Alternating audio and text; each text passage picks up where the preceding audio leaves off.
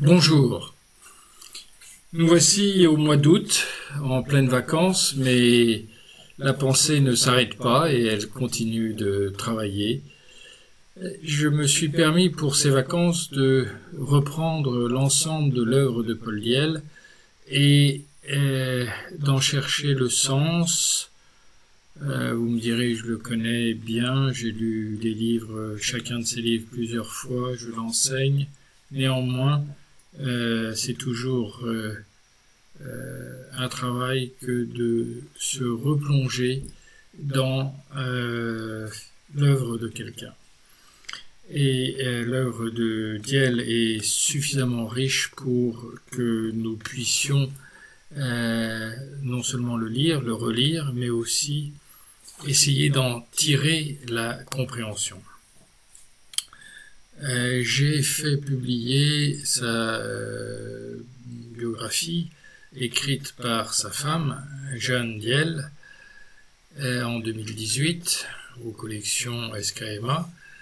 Et là, je suis en train de repenser un petit peu et je m'aperçois que plusieurs personnes qui connaissent Diel connaissent certains bouts, certains fragments de sa pensée, certains livres et pas d'autres. Ce que je voudrais vous démontrer aujourd'hui, vous suggérer du moins, c'est le fait que son œuvre est quelque chose de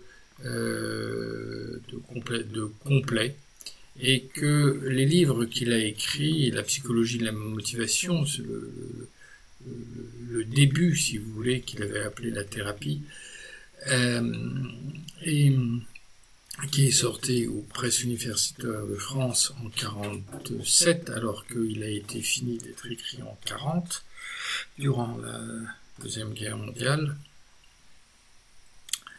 que ce livre, en fait, était déjà accompagné de la divinité, du symbolisme dans la mythologie grecque, et existait déjà un article concernant la peur et l'angoisse. Tout simplement, ça s'appelait l'angoisse. C'était un article qui, un peu plus tard, est devenu un livre. Voilà. Donc, ces 4 premiers livres, il les a écrits, je dirais, en même temps. Si vous comprenez ça, vous allez comprendre que on ne peut pas en lire un sans lire les 3 autres de ces 4 livres de base fondamentaux. Parce que ils se tiennent, ils forment un tout. Je prends comme exemple que le surconscient n'existe pas dans le livre de la psychologie de la motivation, il n'existe que l'instance surconsciente. La différenciation entre subconscient, surconscient, conscient et extraconscient ne viennent que lors de l'écriture de la divinité. Les gens, les libraires et les auteurs, les éditeurs s'en tiennent au titre et croient que le titre, comme la plupart des gens, va cataloguer, va classifier l'ouvrage. Mais le titre, c'est souvent un titre que les éditeurs donnent pour que le livre se vende mieux. L'auteur, certes, est participant, mais il se fait...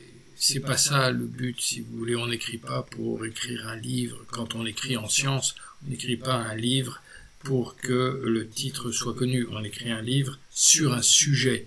Et si nous enlevions tous les titres des livres de Diel, on pourrait en faire 2 catégories.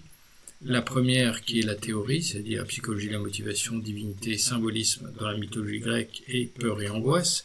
Et puis un deuxième, journal d'un psychanalysé, médecine curative et psychologie curative et médecine, et les principes de l'éducation et de la rééducation, qui sont un deuxième thème qui est la thérapie, l'application de la méthode. Alors, il y a deux époques. La première, avant son opération d'un cancer extrêmement grave qu'il a eu. Il est resté entre la vie et la mort en 63 lors de l'opération. Ça a été vraiment, il n'en est qu'à un cheveu qu'il ait survécu. Et il a écrit encore après les autres livres. Mais dans un premier temps, ce que je veux vous montrer, c'est que tout était potentiellement déjà écrit, mais on ne peut pas écrire 4 livres aussi majeurs, je dirais, en même temps. Il a mis 10 ans pour écrire ses 4 premiers livres, et alors qu'ils étaient déjà en 1940. Donc vous voyez, entre 40 et 47, on a mis 7 ans avant de trouver un éditeur, avant de publier. Donc c'est un travail de recherche extrêmement intense et fort qui s'est passé.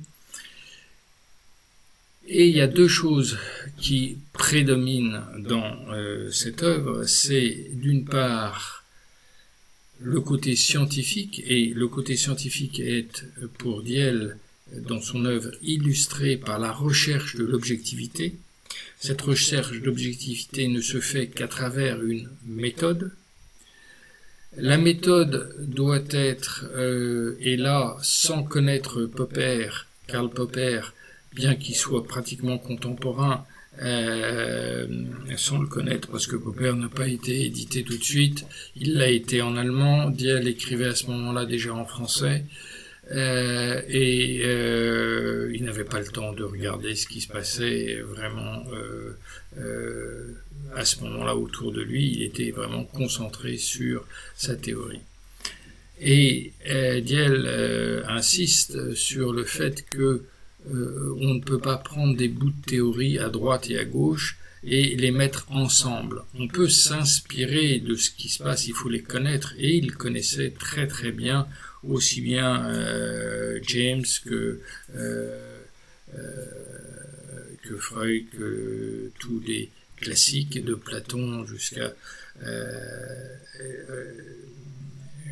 Bertrand Russell, etc. Il s'en était imprégné, il les connaissait, il connaissait aussi tous les mythes grecs. Donc, il avait, si vous voulez, il s'était donné comme fil directeur le fait que, établissant une méthode, il fallait que cette méthode soit de A jusqu'à Z cohérente, unitaire, et que il l'a fondée d'un seul tenant et en une seule fois. Et c'est ça qui fait la force scientifique de son travail. Alors, il a appliqué une méthode scientifique. Il a été scientifique sans en avoir les connaissances encore. À l'époque, ça n'existait pas vraiment, et ce n'est qu'après que des gens comme Karl Popper, comme je vous ai dit, ont essayé de définir des critères de scientificité. Donc ça, donc il écrit ses premiers 5 livres. Le journal d'un psychanalysé était écrit en 62, et il a été son hémorragie dans l'estomac est arrivée en 63. Il s'est fait opérer en 63, et lors de l'opération, on a décelé un cancer et on lui a enlevé la totalité de l'estomac. Et il a survécu après encore une dizaine d'années, dans lequel il a voulu écrire et travailler sur beaucoup de points. Donc, il meurt en 72. Donc, la psychologie curative et médecine et les principes de l'éducation et de la rééducation, qui est vraiment un ouvrage très important, c'est l'application de la psychologie de la motivation.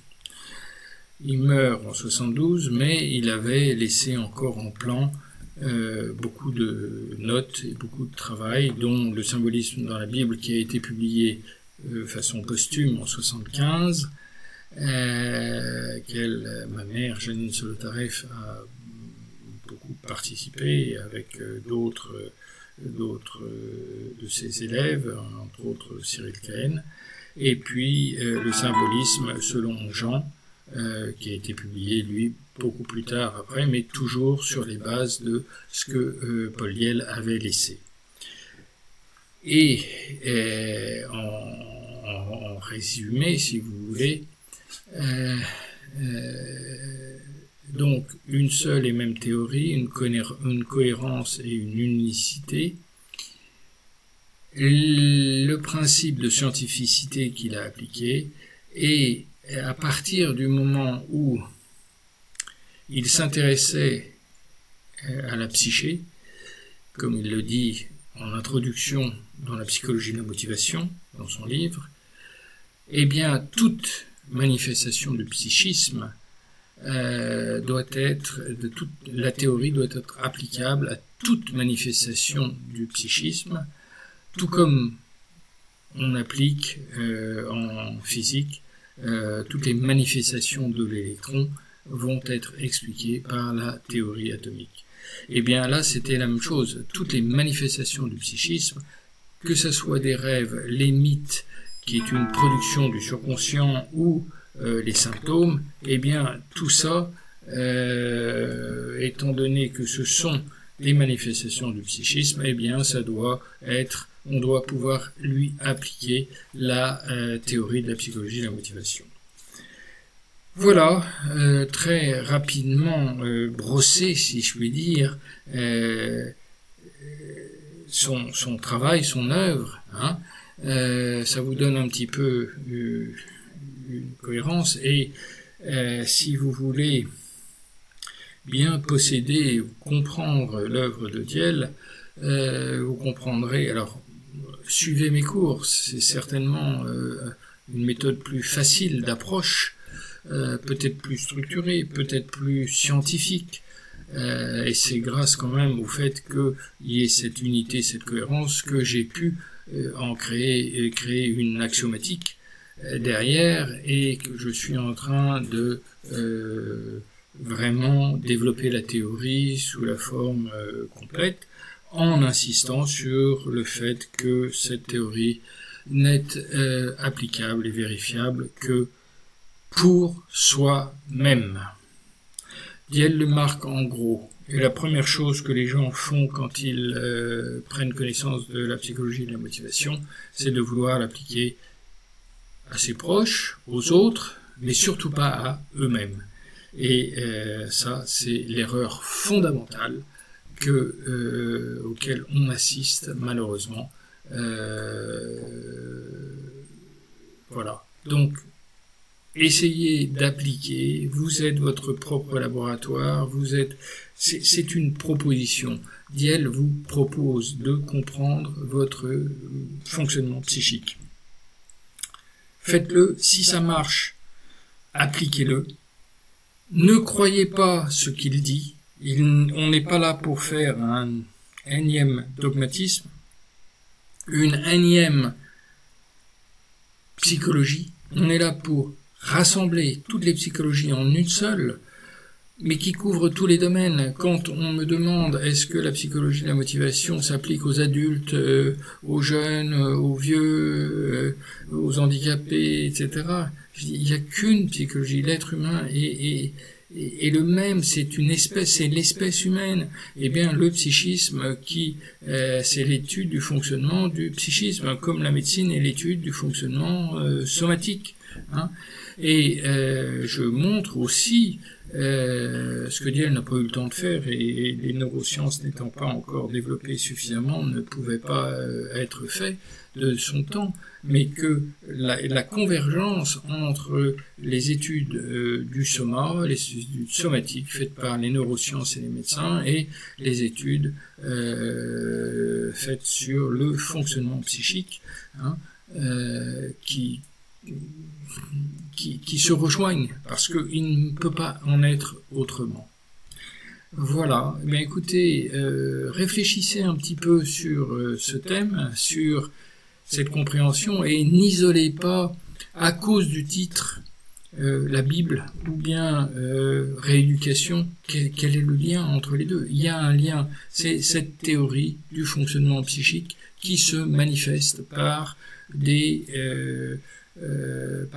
écrits que ces écrits, ou bien des comportements, le symptôme, ou bien des écrits, que ce soit le rêve qu'on écrit, ou le mythe qui est écrit par la tribu ancestrale, ce sont des productions du psychisme humain. Donc ces productions relèvent des lois du fonctionnement psychique, relèvent de la compréhension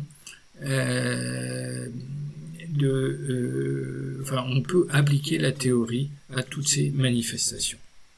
Voilà. Mais écoutez, bonnes vacances et à très bientôt maintenant. Au revoir. Alors, où est-ce que je suis ?